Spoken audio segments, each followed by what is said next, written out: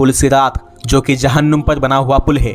उस पुल को सबसे पहले और आसानी के साथ हज़रत मोहम्मद सल्लल्लाहु अलैहि वसल्लम पार करेंगे। हदीस पाक का मफ़हूम है, क़यामत के दिन आखिरत में जब तमाम इंसान मैदान हश्र में जमा होंगे तो उस वक्त जहन्नुम के दोनों सिरों पर एक पुल रखा जाएगा जो बाल से ज़्यादा बारीक होगा और तलवार की धार से ज़्यादा तेज़ उसकी धार होगी और हर एक इंसान को उस पर से गुजरना होगा।